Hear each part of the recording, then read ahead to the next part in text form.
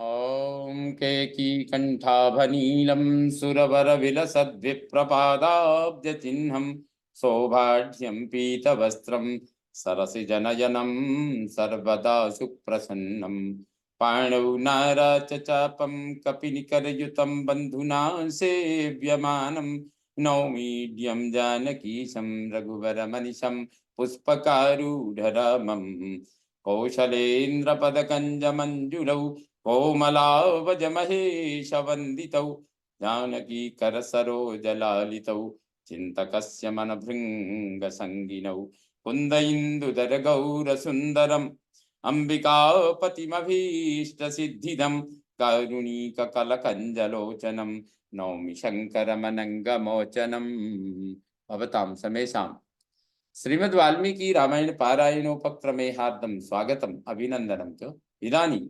उत्तरकाण्डस्य सप्तषष्टितमः सर्गः आरभ्यते। इस सर्ग में च्यवन मुनि का शत्रुघ्न को लवणासुर के शूल की शक्ति का परिचय देते हुए राजा मांधाता के वध का प्रसंग सुनाना, यह सब वर्णित है। अथ रात्र्यां प्रवृत्तायां शत्रुघ्नो भृगुनंदनम पप्रच्छ च्यवनं विप्रं लवणस्य यथा बलम् शूलस्य च बलं ब्रह्मन् के च पूर्वं विनाशिता अनेन शूलमुख्येन द्वन्द्वयुद्धमुपागताः। एक दिन रात के समय शत्रुघ्न ने भृगुनंदन ब्रह्मर्षि च्यवन से पूछा, ब्रह्मन, लवणासुर में कितना बल है, उसके शूल में कितनी शक्ति है, उस उत्तम शूल के द्वारा उसने द्वंद्व युद्ध में आए हुए किन किन योद्धाओं का वध किया है। तस्य तदवचनं श्रुत्वा शत्रुघ्नस्य महात्मनः प्रत्युवाच महातेजाश्च्यवनो रघुनंदनम। महात्मा शत्रुघ्न जी का यह वचन सुनकर महातेजस्वी च्यवन ने उन रघुकुल नंदन राजकुमार से कहा, असंख्येयानि कर्माणि यान्यस्य रघुनंदन इक्ष्वाकुवंश प्रभवे यद वृत्तम तच्छृणुस्व मे। रघुनंदन, इस लवणासुर के कर्म असंख्य हैं, उनमें से एक ऐसे कर्म का वर्णन किया जाता है जो इक्ष्वाकुवंशी राजा मांधाता के ऊपर घटित हुआ था। तुम उसे मेरे मुंह से सुनो। अयोध्यायां पुरा राजा युवनाश्वसुतो बली मांधाता इति विख्यात त्रिषुलोकेषु वीर्यवान। पूर्व काल की बात यह है, अयोध्यापुरी में युवराश्व के पुत्र राजा मांधाता राज्य करते थे। वे बड़े बलवान, पराक्रमी तथा तीनों लोकों में विख्यात थे। सकृत्वा पृथिवीं कृत्स्नाम शासने पृथ्वीपति सुरलोकमितो जेतुम उद्योगो मकरो नृपः। उन पृथ्वीपति नरेश ने सारी पृथ्वी को अपने अधिकार में करके यहाँ से देवलोक पर विजय पाने का उद्योग आरंभ किया। इंद्रस्य च भयं तीव्रम सुराणां च महात्मनां मान्धातरि कृतोद्योगे देवलोक जिगीषया। राजा मांधाता ने जब देवलोक पर विजय पाने की इच्छा से उद्योग आरंभ किया, तब इंद्र तथा महामनस्वी देवताओं को बड़ा भय हुआ। अर्धासनेन शक्रस्य राज्यार्धेन च पार्थिवः वन्द्यमानः सुरगणैः प्रतिज्ञामध्यरोहत। मैं इंद्र का आधा सिंहासन और उनका आधा राज्य लेकर भूमंडल का राजा हो देवताओं से वंदित होकर रहूंगा, ऐसी प्रतिज्ञा करके वे स्वर्गलोक पर जा चढ़े। तस्य पापमभिप्रायम् विदित्वा पाक शासनः सांत्वपूर्वमिदं वाक्यम् उवाच युवनाश्वजम्। उनके खोटे अभिप्राय को जानकर पाक शासन इंद्र उन युवराज स्वपुत्र मांधाता के पास गए और उन्हें शांति पूर्वक समझाते हुए इस प्रकार बोले, राजा त्वं मानुषे लोके न तावत् पुरुषर्षभ अकृत्वा पृथिवीं वश्याम देवराज्यमिहेच्छसि। पुरुष प्रवर, अभी तुम सारे मर्त्यलोक के राजा भी नहीं हो, समूची पृथ्वी को वश में किए बिना ही देवताओं का राज्य कैसे लेना चाहते हो? यदि वीर समग्राते मेदिनी निखिलावसे देवराज्यम कुरुष्वेह सभृत्यो बलवाहनः। वीर, यदि सारी पृथ्वी तुम्हारे बस में हो जाए तो तुम सेवकों, सेनाओं और सवारियों सहित यहाँ देवलोक का राज्य करना। इंद्रमेवं ब्रुवाणं तम मान्धाता वाक्यम अब्रवीत क्व मे शक्र प्रतिहतम, क्व मे शक्र प्रतिहतम शासनम पृथ्वी तले। ऐसी बात कहते हुए इंद्र से ऐसी बात कहते हुए इंद्र से मानधाता ने पूछा, देवराज बताइए तो सही, इस पृथ्वी पर कहाँ मेरे आदेश की अवहेलना होती है? तमुवाच सहस्राक्षो लवणो नाम राक्षसः मधुपुत्रो मधुबने न ते ज्ञाम कुरुते नघ। तब इंद्र ने कहा, निष्पाप नरेश, मधुबन में मधु का पुत्र लवणासुर रहता है, वह तुम्हारी आज्ञा नहीं मानता।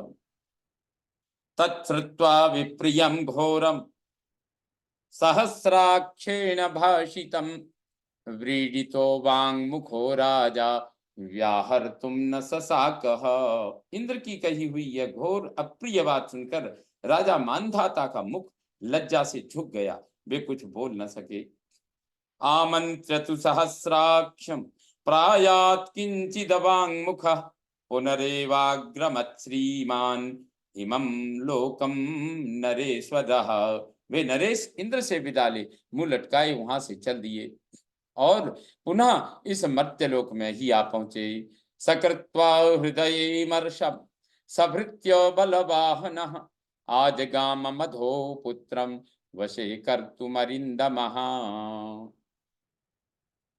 उन्होंने अपने हृदय में अमर्ष भर लिया, फिर वे शत्रु दमन मानधाता मधु के पुत्र को वश में करने के लिए सेवक, सेना और सवारियों सहित राजा उसकी राजधानी की ओर पहुंचे, वहां चल दिए, अर्थात उस राजधानी की समीप आए। सकांक्षमाणो लवणम युद्धाय पुरुषर्षभ दूतम संप्रेषयामास सकाशम लवणस्य सह।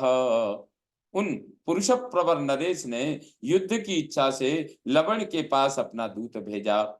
सगत्वा विप्रियाण्याह बहूनि मधुनस्सुतम वदन्तमेवं तम दूतम भक्षयामास राक्षसः।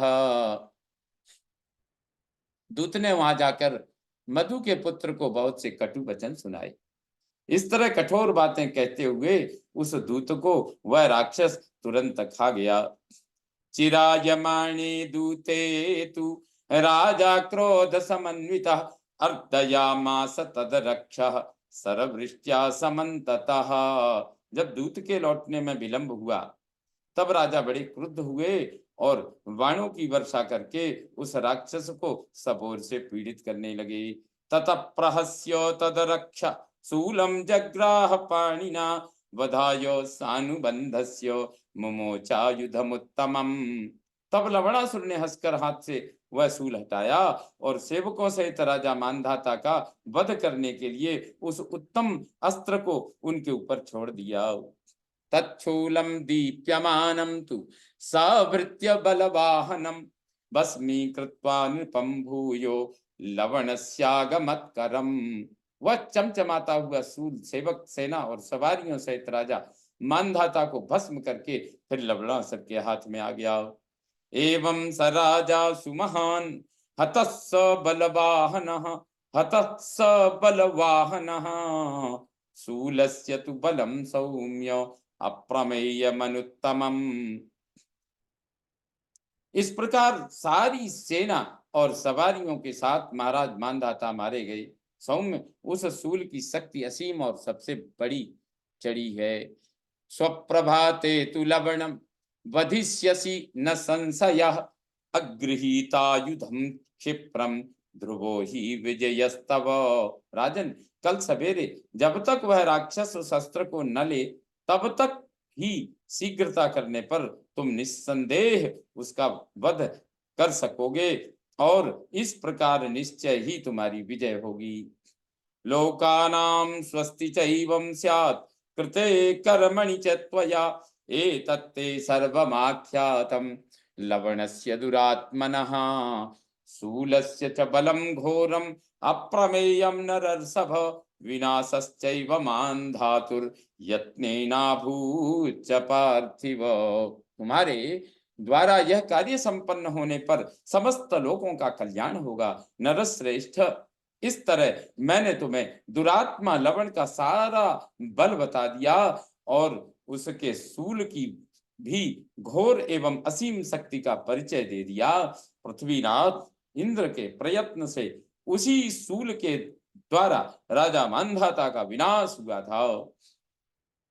त्वं स्वप्रभाते लवणं महात्मन् वधिष्यसे नात्र न संशयो मे शूलं विना निर्गतमामिषार्थे ध्रुवो जयस्ते भविता नरेंद्र। महात्मन, कल सवेरे जब वह शूल लिए बिना ही मांस का संग्रह करने के लिए निकलेगा तभी तुम उसका वध कर डालोगे, इसमें संशय नहीं है। नरेंद्र, अवश्य तुम्हारी विजय होगी। इत्यार्थ से श्रीमद् रामायणे वाल्मीकि आदि काव्ये उत्तरकांडे सप्त षष्टितमः सर्गः संपूर्णतां जाति। ओम पूर्णमदः पूर्णमिदं पूर्णात् पूर्णमुदच्यते पूर्णस्य पूर्णमादाय पूर्णमेवावशिष्यते। ओम शांति शांति शांति। सर्वे भवन्तु सुखिनः सर्वे सन्तु निरामयाः सर्वे भद्राणि पश्यन्तु मा कश्चित् दुःखभाग् भवेत्। ओम शांति शांति शांति। श्री रामचंद्रो विजयते तदाम।